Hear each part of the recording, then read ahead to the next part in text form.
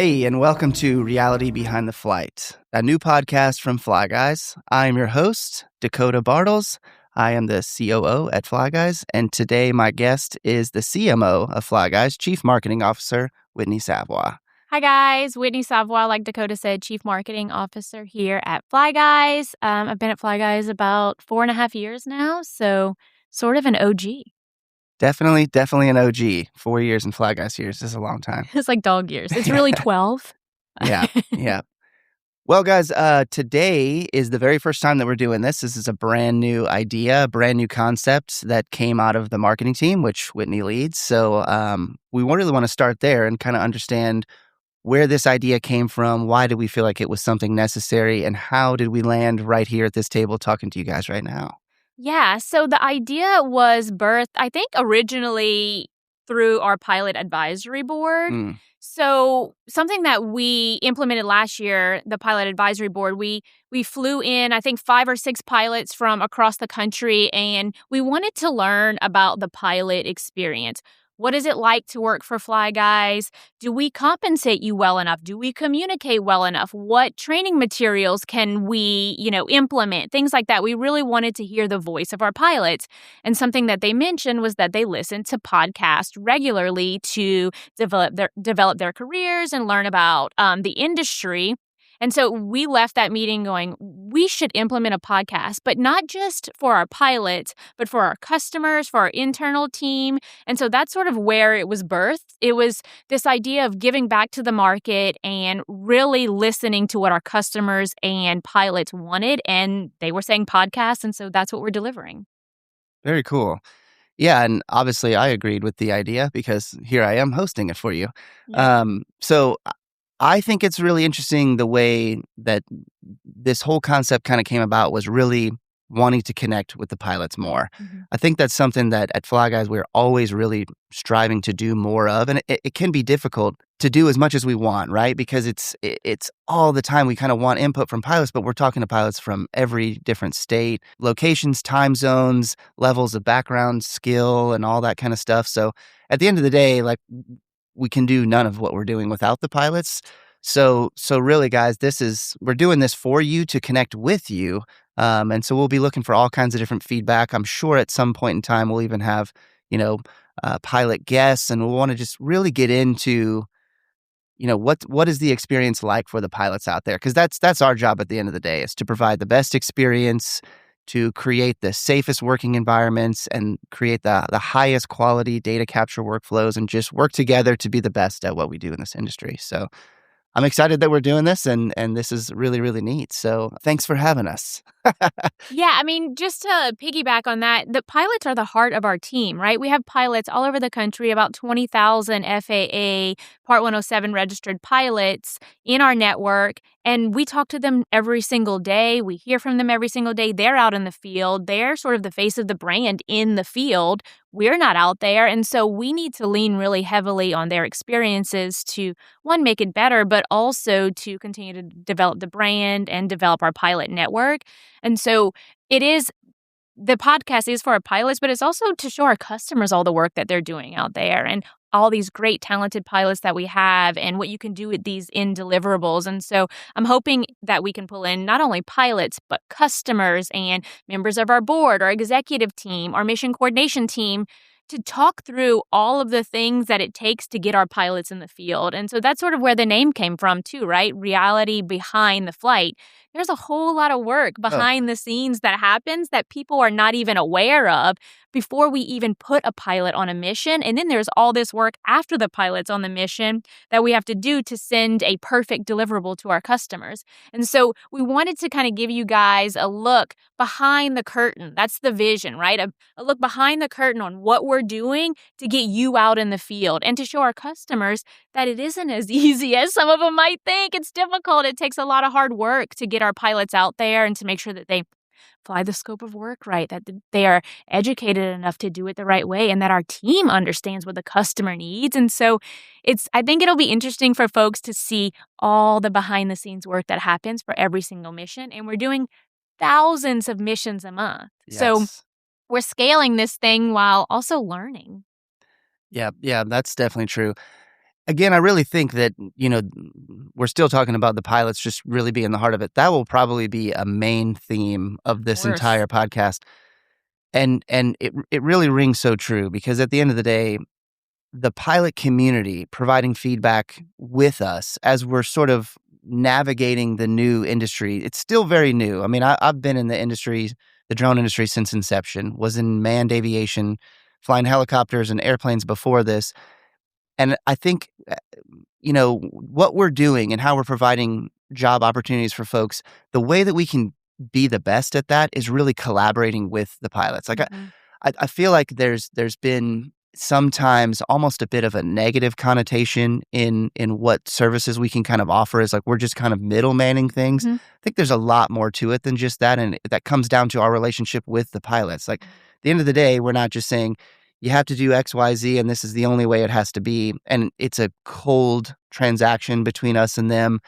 It's very collaborative, and I feel like the more jobs or the more opportunities that a pilot flies and has to interact with our team from pilot experience and marketing and operations, I mean, even all the way through accounting sometimes, interacting with the pilots just teaches us every day, each mission at a time, thousands a month, Mhm. teaches us how to be better and provide a better experience for the pilots, for the customers, and really everybody's winning and we're growing, all along the way. Absolutely. So yeah, that's very exciting. I think it'd be a great idea to maybe talk a little bit about the marketing team. I mean, you Yeah. guys came up with this. Yeah. There's a lot that the marketing team does. Our pilot experience team actually lives within the marketing Mhm. group, and the resource that is for pilots. Maybe you could tell us a little bit about that. Yeah, of course. So, when I started 4.5 years ago, there was no marketing team. I was the first hire at FlyGuys. Prior to FlyGuys, I was at Waiter, so I've spent the last decade working for startups in a high growth phase. So that's sort of my bread and butter. So when I started, it was interesting because FlyGuys was a baby brand, right? No one really knew who we were. We had a couple of thousand pilots. It just was very, very small, under $1 million in revenue. So very, very early stage startup. And so immediately I was like, I need to hire a team that is small but mighty. And so that's what I did. I hired a girl named Chloe who worked with me at Waiter, and she does graphic design. So everything that you see, this beautiful sign she made, everything is done by Chloe. She is an exceptional artist. And then we hired Alexis, who does all of our writing, all of our content, who's also exceptional, has a degree from LSU in English, and just so bright. Like the marketing team is a bunch of really bright women. And then about 2 years ago, we pulled in Stacy, who's now our director of marketing and does a lot of our videography, our strategy, our content strategy as well. And so now we have a full team of myself and three other women. And so we have built a department that can scale with the company. And we did that purposefully. As the company grows, I truthfully don't need to add a whole bunch of new hires because we built a department to scale. And so what we do as part of the marketing department is we are thinking about how the market sees us from every aspect. How do customers see us? How do shareholders see us? How do pilots see us? How do internal employees see us? And so when we're building marketing strategy, we're thinking about the lens through which every constituent sees us. And so when we started talking about the podcast, that was sort of the vision too, is who's going to be listening and how do we speak to each of them individually, but keep the brand cohesive, keep the message cohesive. And so we thought reality behind the flight would be cool because it gives you all of the ins and outs, and we can tailor the message to shareholders, maybe for one, and talk about what it's like to work for a startup where you get stock and our vision long term. And then we can pull in a board member to talk about their experience. And then with the pilots, I would love to have pilots that are out in the field come in and sit across from a customer that they're doing work for and they never met. I think that's such a cool synergy that we haven't seen before. And truthfully, our competitors are not doing this. They're not pulling pilots from the field to talk to the customer that they're working with. It sets us apart in the market and it's unique. And so that was kind of how this was all birthed. And over time, I think it's going to change and iterate as we learn because we said this was our first one. And Yep. so it's not going to be perfect, but I think that's the beauty of it. Like, I want people to listen to this podcast and see us as genuine and authentic because that's who we are. We didn't come here with a script. We came here to just conversate about the market. And so that's how I hope it comes across to everybody is we're just here to talk about the market. And, I've been in the drone industry now for only about 4.5 years, but I still think I need like a drones for dummies kind of podcast to like help me learn more because the market changes every Oh, man. single day. There's new technology, new deliverables, new asks from the clients, use cases. And so I'm learning every day. And so for me, it even feels special that I could learn from pilots when they come in and talk to us. Like that is such a cool thing that we get to learn from our pilots in the field and from one another. And so that is another, thing we want to do is educate the market and ourselves. Oh, yeah. That's a really great point is the resource. Again, just being the pilot network. If you think about your local community as an individual pilot and you live in, whatever town you live in, whatever state you live in, maybe it's you, maybe it's somebody else you kind of look up to as a really, really good pilot, somebody with a lot of experience. Now magnify that several times over because there's that in every single city, in every single state, and we are able to kind of pull those people together and collaborate on, as a new sensor comes out, or maybe there's a new three-dimensional processing engine software that comes out, or some new AI technology that combines the reality data with the back-end deliverables, and it just shakes everything up. It feels like it happens every single year, at least once, sometimes more times than that, and that's just a really exciting thing. So I think that sort of speaks to a little bit about what our pilot experience department Oh, is, yeah. Yeah. and it'd be great if you just kind of for those who aren't aware, in marketing we have a pilot experience team, and the team does exactly what it sounds like is really kind of curating the pilot experience Yep. and what we ultimately want it to be. And again, it's a small but mighty team. There's only so many people there right now, but it's growing, and there's a lot of different initiatives there. So Yeah. So for pilot experience, I think was born about a year ago. So inside of Fly Guys, we have what's called an incident system. So we submit tickets that show where something broke within the process. And what we were noticing is a pattern of things sort of being broken within our relationship with the pilots. We weren't communicating enough. We weren't answering emails fast enough. A pilot might be in the field and they didn't feel like we were communicating in a way that made them feel seen and heard while they were out in the field. And so we really reflected on that and said, man, we need a pilot experience department whose sole job is to make sure that our pilots are set up for success. And that's prior to the mission, during the mission, and after the mission. And so we promoted Jeremiah Contreras. He lives in California, but he was a field pilot for us. oh And yeah, so we have a pilot leading the pilot experience department because he's been there, right? oh yeah. Like I think it would have been a disservice to pull just some random person who's never been a pilot to run our pilot experience department. He is a pilot. He understands the pain points in the field. He understands the environmental conditions that they face or the issues with technology that they have to deal with in the field. And so we built a whole department to support pilots, and that's training, development, onboarding, and demand planning. And so Jeremiah is exceptional because he understands the pilot perspective Mhm. because he is one. And so that's something I'm proud of because I don't believe that a ton of our competitors are doing that. And it is a real focus within our organization to focus on our pilots and make sure that they have an experience that's worth telling other people about. We want them to be brand evangelists and telling people how great it is to work with us. And I think without pilot experience, they wouldn't be able to say that, right? Pilot Mhm. experience is there to support our pilots in the field. Yeah, absolutely. And, yeah, shout out to our boy Jeremiah. I love He this. he is great. Jeremiah is a wealth of information, experience, and knowledge. He does a really great job running that team. And one of the things Whitney brought up that Jeremiah is leading is talking about training. So this is something that's near and dear to me. So again, what is Fly Guys doing different? What are we doing that's trying to set us apart? That's a unique qualifier for us that has pilots, you guys in the community want to engage with us more. And what can we do for you where you are providing your best self and the best equipment so that we're doing right by the customer every time. So to me, that boils down to one word, and it's training. And it's a collaborative effort between, pilot experience and pilot advisory board, really the whole pilot community kind of coming together. like we mentioned, when a new sensor comes out, a new aircraft platform comes out, maybe a new rule comes out. Right now it's mid-March 2026, but everybody's talking about Part 108.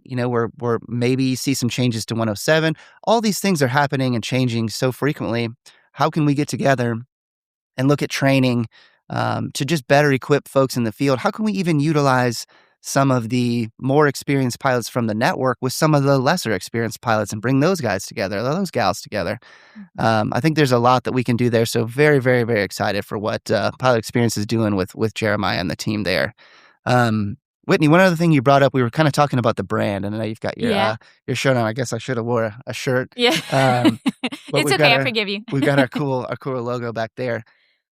I personally thought it was a very interesting experience going through the rebrand, Yep, or I yep. guess we didn't technically totally rebrand. We Yeah. we didn't change the name, but we That's right. rebranded. Yep, That is an experience I don't think a lot of people formally go through that unless you've worked with a bigger company. yep. It was very interesting. There was a lot of collaboration within the company where we all kind of voted and talked about what we liked and didn't like and gave feedback that sometimes was good and sometimes wasn't. It was really kind of a fun experience. So if you would you maybe let people know what that's kind of like and where we've landed now? Yeah, of course. So, like I said, when I started at FlyGuys, I was the first marketing hire. The brand was a baby brand, not well known. And so we really felt like we needed to go through a rebrand because we looked and felt like everybody else.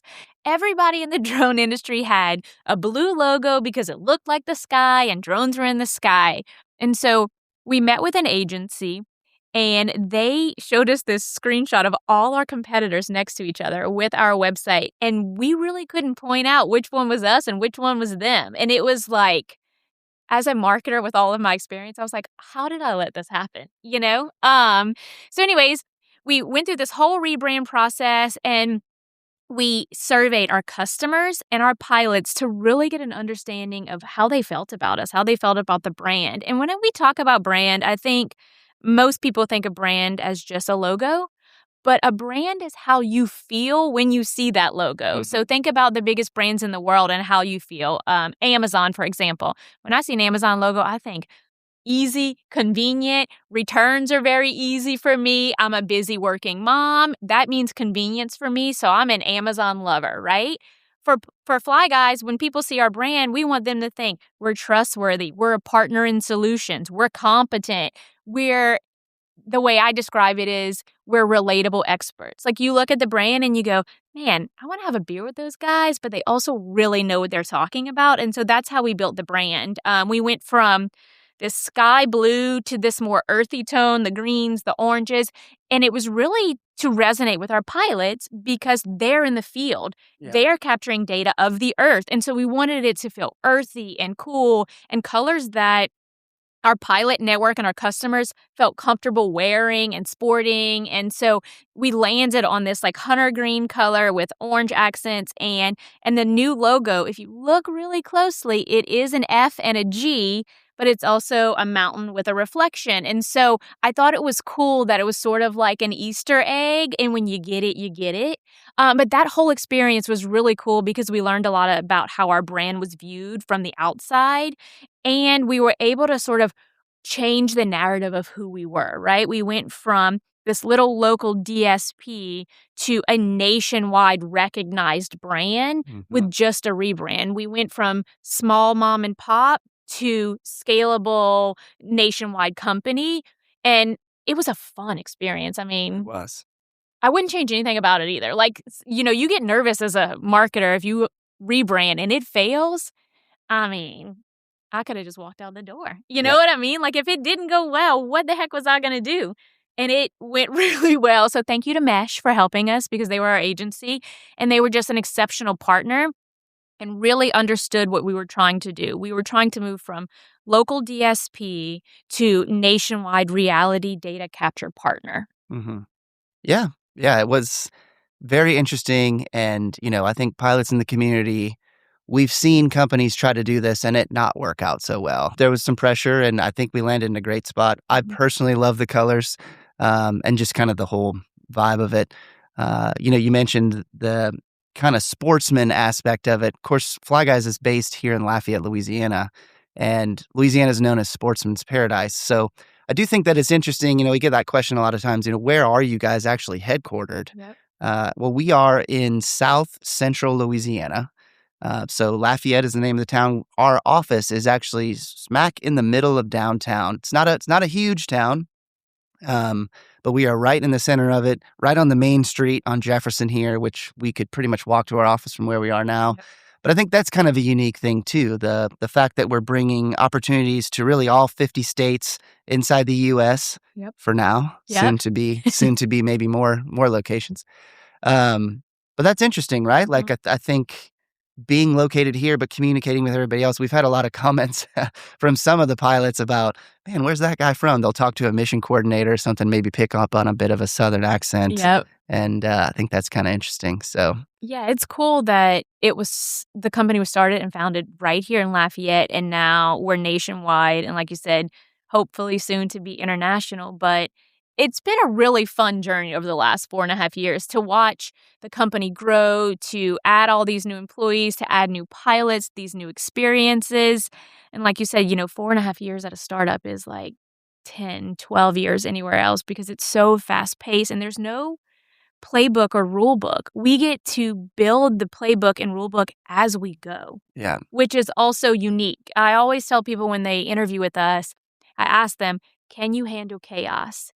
And if the answer is no, then don't come work for us because it is chaotic in the best way. If you are someone who needs like structure, like a corporate 9 to 5 where you come in and they tell you what to do and how to do it, FlyGuys would not be for you. You've got to have a healthy level of grit to be able to handle the things that we deal with every single day. That's true. That's definitely true. Yeah, things are moving so fast and in such a positive direction so quickly. It's hard to, even wrap your mind around it. You'll maybe go into your office and close the door for a meeting and walk out and something entirely new is already happening with some new opportunity. Yep. Poppers are going off and marketing's got some kind of party and coordinating some FPV hula hoop drone race in the all hands meeting room or something like that. But yeah, I mean, just this morning we hid Irish Spring soap all over the office for people to find. Like you just don't know. It's Patty's Day it's today. St. Patrick's Day. Probably Yep. worth mentioning that. Happy St. Patty's Day. Happy St. Patrick's Day, and we're wearing our green, so I can't pinch you.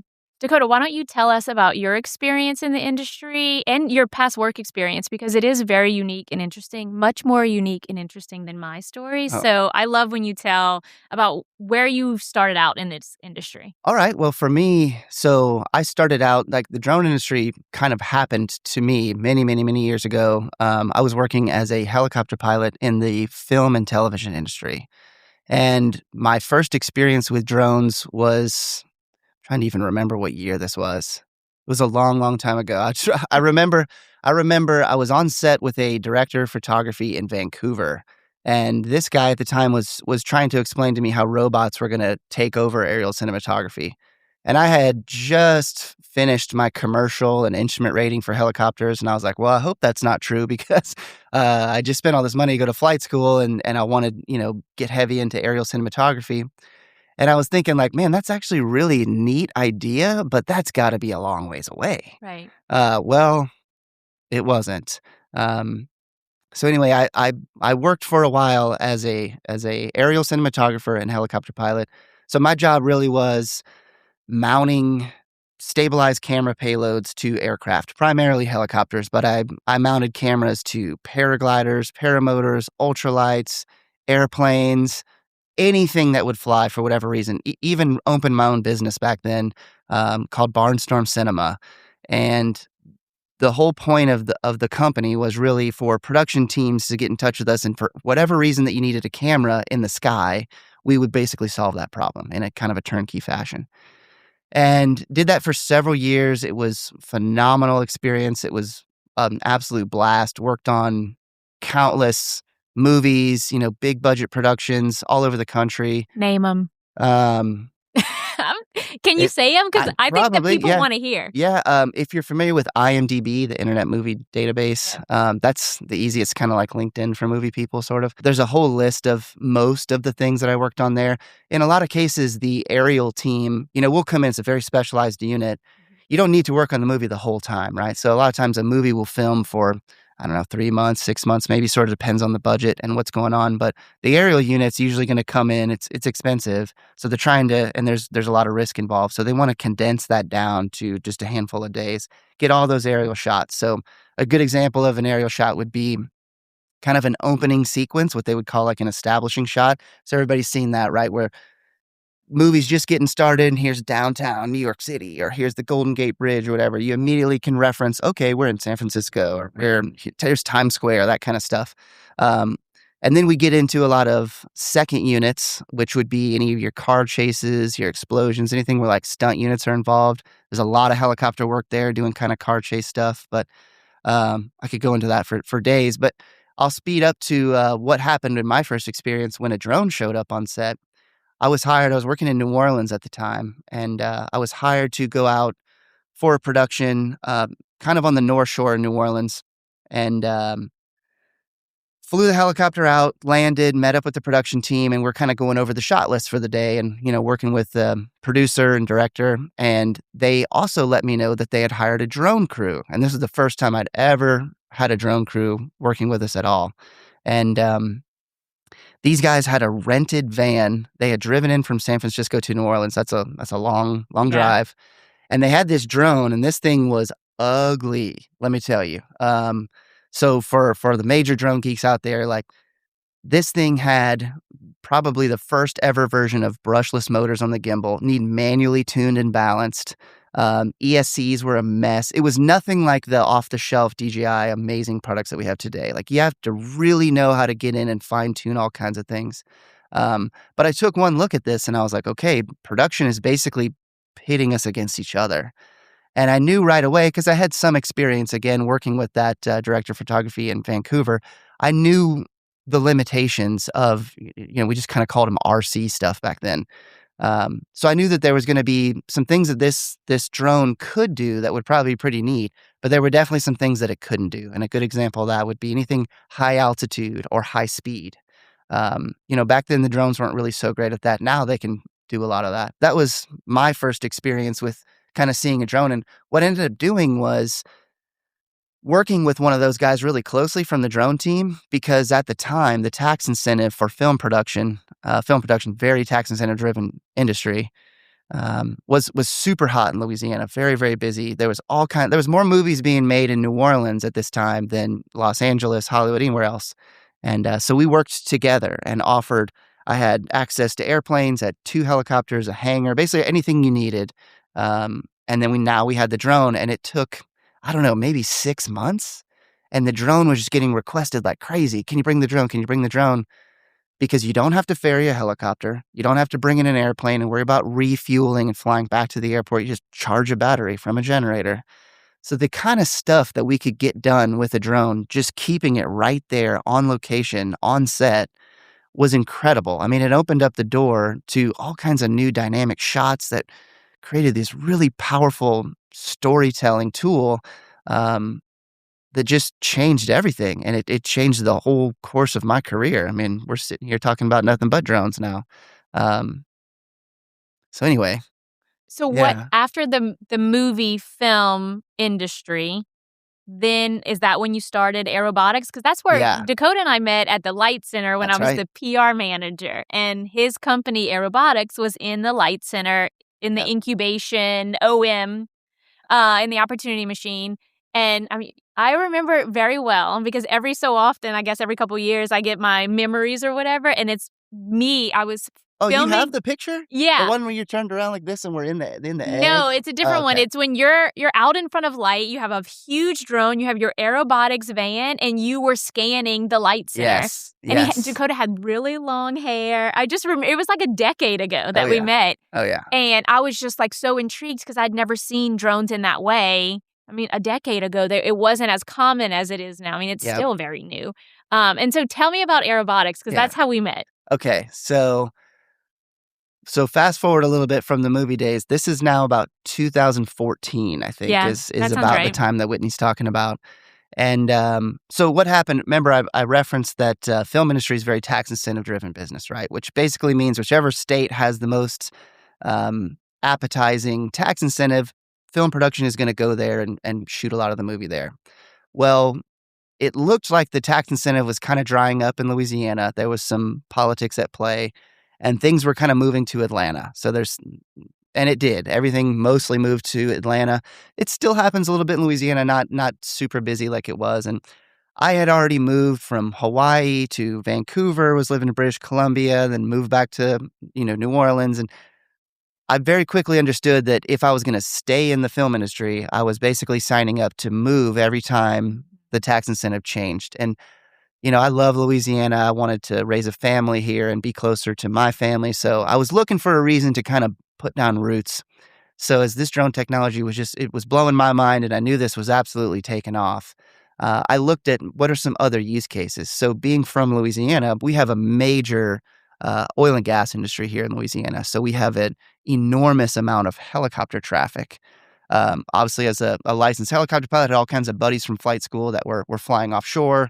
And these guys were basically flying helicopters out to offshore oil platforms, um, anywhere from, 15 to 20 miles to, beyond 100 miles or more offshore to carry people, parts, equipment, kind of whatever. And so I was hearing all these stories of helicopter pilots like flying pizzas or little parts, or flying out there with some guy who's, taking pictures out the side, and they're conducting these inspections or whatever of these oil platforms. And I was like, man, that is gotta be so expensive. And just like what happened to me in the film industry, production saying, well, to get this shot, it's going to be so expensive to get the helicopter and all the logistics. Or we could just take this drone out and do the same thing in a matter of minutes and for much less money. So I decided to start a whole business using drone technology for the oil and gas industry, primarily offshore. Um, and I did that and incubated the business in the Opportunity Machine, which Yep. Whitney referenced, which is a local startup incubator we have here in Lafayette. And at the time, they were in our Light Center, Yep. which is a really, really unique and cool building. So it's a 3-story building with this giant glass egg. And the second story, or the middle story of the egg, was this huge room that had projectors on all 6 sides and an omnidirectional treadmill. So again, this is 2014. And what I was doing is I was flying, I'm pretty sure it was an S1000, a DJI S1000 with a Panasonic GH4. And we were experimenting with photogrammetry, data capture, and processing engines just to kind of see. At the time, we were messing around with Unity, a gaming engine, Oh, I remember just to that. sort of see like what made the most sense. And the challenge was, can we fly this very unique building? It's if you have a second, Google it, look it up, the Light Center, LITE Center here in Lafayette, Louisiana. It made for a really interesting building, lots of really cool architecture. And so I wanted to fly the whole thing and then go inside of this.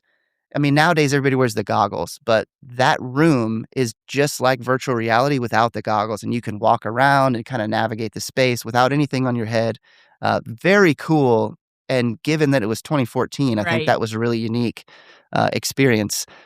So anyways, yeah, we did that. And I remember hosting a couple of oil and gas customers that are not known to be very tech forward in Right. most cases, and highlighted, so we pulled it off. It worked, right? It wasn't the most beautiful model. I'm sure if we were to go back and look at it now, it would be It's crazy. disgusting by modern day standards. But anyways, it worked enough to demo it and show it to some people.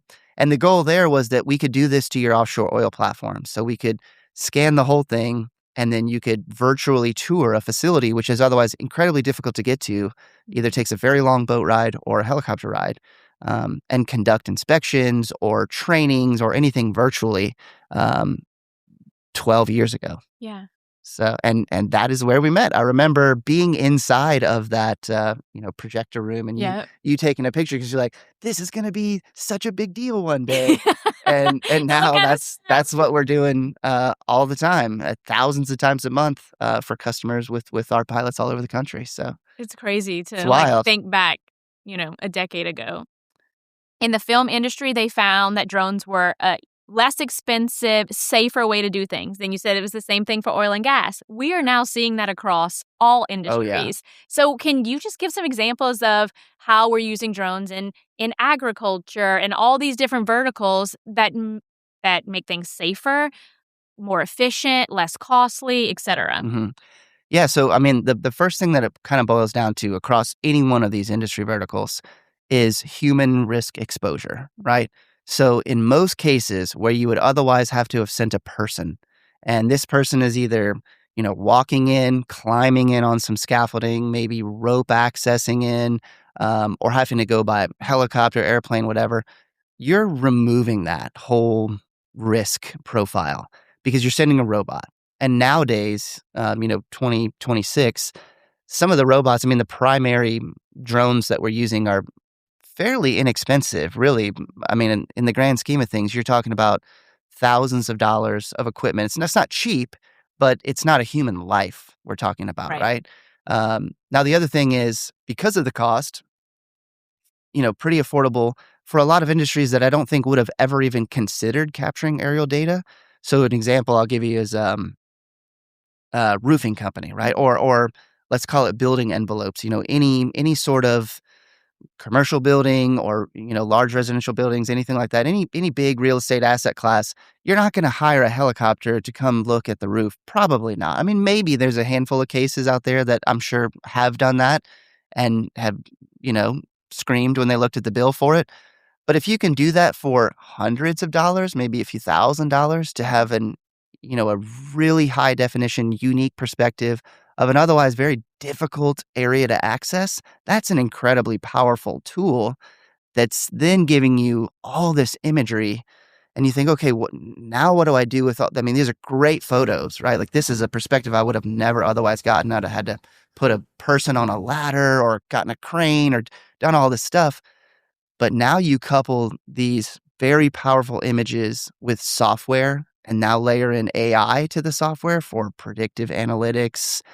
Hey, this roof was in such and such condition on this day, but with AI predictive analytics, it can basically tell you what it'll look like 3 months from now, 6 months from now. Should I make the business decision to fix this situation or do I defer that for X amount of time? You can just make better informed decisions Yeah. at a fairly low cost. I mean, it's changing the way a lot of different businesses, a lot of different industries run. Same for agriculture. Forever and always, if a farmer or a co-op or a grower wanted to have an understanding of, what their crop type was or what their yield may be for that season, you could hire, an ag tractor, which is, the airplanes that are flying and spraying chemical or herbicides or doing some sort of aerial application, and you could get the pilot's word for it. You could stand up on top of a tractor or maybe come to some higher vantage point, but you're not going to get a real sense of your entire field. If we're going to, let's use 100 acres, I'm just going to make one up, a Mhm. 100-acre cornfield, right? And something that's really, really interesting and unique about the imagery that we can capture with a drone is if you're starting to see some yellowing in a corn leaf, like a healthy plant we all know should be fairly green for the Right. most part. If you start to get into some yellowing of the corn leaf, that could signal a nitrogen deficiency. Okay, well, so there's probably some sort of application or some sort of treatment that you would want to apply to rectify things before it gets any worse.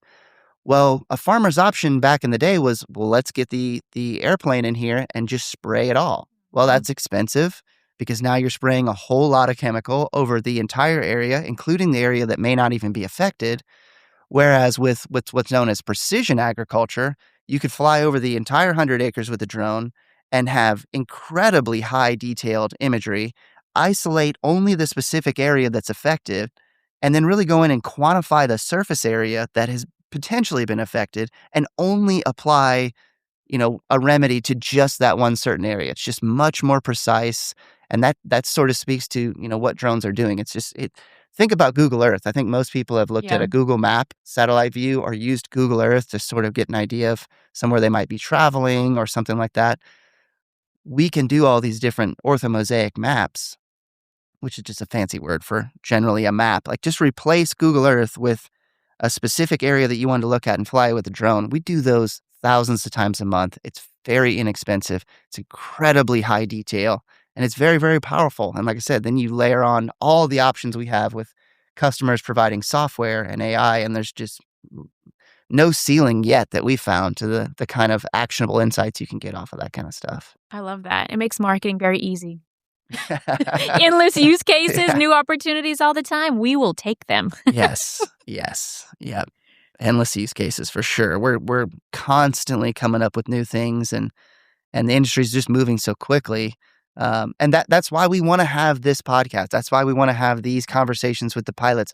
What do we think about this new technology? How is it going to affect what we're doing today? Like today, we think we're doing the coolest thing, just like what I thought was doing the coolest thing using helicopters, and then drones showed up. Like, how is the next drone or the next sensor changing it all over again? That seems to be happening at least once a year, every year, sometimes more. Yeah. So we want to talk about what that means and how that changes our life.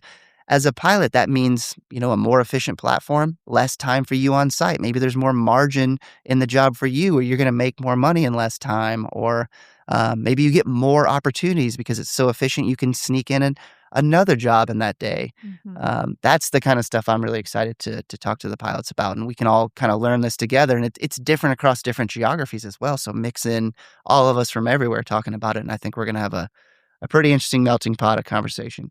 Yeah, I agree. I think we talked earlier about the vision for the podcast, and what I hope to achieve from the podcast are those genuine conversations, right? Let's have a real honest conversation about what it's like to be in the field, and from a customer perspective, what it's like to work with us or to use that data to make business decisions. And so my hope for the podcast is that customers, pilots, people in general come and they're educated on all of the work that we're doing and all of the new exciting things to come in this Mhm. industry. And so we want to be a place where people can feel educated, excited about what's to come, but also get a real look behind the scenes at what it takes to build a startup that's scaling nationwide, build new use cases. I mean, even that is something we're talking about internally, is when a new use case comes to us, what do we do? How do we handle it? What does that process look like? And we talked about thousands of missions. I mean, of the thousands that we do, we learn a little bit from each one every single Oh, month. It's yeah. like constant learning and iteration. And I hope we can share those learning and iterations to the market so they can kind of see what's next, what's to come. Absolutely. Yeah, what do you think is the story about this industry that has yet to be told? Oh man. I think what is yet to be told is exactly what we were just talking about. How many times have you heard heard a pilot and a customer talk, or understood someone's career path from a drone pilot all the way to where they are now? So we get to hear Yeah, your unique story. You know how many unique stories there are out there that so many. we haven't yet heard, especially from the pilot perspective. We have so many unique, amazing pilots. There's one that's comes to mind. I won't name him, but lives in a van, travels the country, has his son in homeschool with him so that they Yeah. can travel the country. So not only do they get to see the country, they get to do really cool things. And his son is learning technology and new use cases while out in the field with his dad. Like Yes. that is cool and I love interesting to that. me. Like, Yep. how are you living your life as a drone pilot? And how are you? We are helping the world. You talked about ag, and so instead of spraying a whole field, we're spraying one plant. That changes things, right? We're changing the way farmers think and growers think. And so there is purpose behind it. And as a true millennial, I am driven by purpose. And so I'd love to hear people's purpose behind it too. What made you become a pilot? What drives you? What is your why? I think that is unique and no one else is asking those questions. Yep. Yep. I love it. I think that's great. I know exactly who you're talking about. Um, what a great guy too. And how many guys out there are looking for that? So in the modern day gig economy that we're all living in, everybody's looking for that, side hustle, this or that. I think the whole van life movement, I've been a fan of it my whole life. I drove a Volkswagen van in high school. Um, Of course you did. yeah, yeah, avocado green, pop top, 76 Westphalia. Anyway, I think the opportunities that are out there for the van lifers, there's tons of them, and we talk about it all the time because, they're moving all around. We have these giant portfolios that we'll get, that'll span across multiple states, and if we've got the right qualified pilot with the right equipment who's willing to hit the road, that just means more opportunities for them. So that's a really interesting thing. Honestly, I feel like we could have a whole conversation with a van life pilot, Oh, that and would be and just cool. kinda talk about what that's like for them. Mhm. Um, Yeah, I think there's so many unique perspectives out there, and connecting with these pilots is gonna be so cool, and I'm very excited about it. Me too. I think it's going to be great. All right, Whitney. Well, we're coming up on the top of the hour here, of the first, maiden voyage of Reality Behind the Flight. I've had a great time talking to you about this. I appreciate you inviting me to host and take part in it. We are very excited about doing this and including the pilots and the whole community. So thank you guys for joining us, and we look forward to you on the next one. This has been Reality Behind the Flight with Fly Guys. Thank you.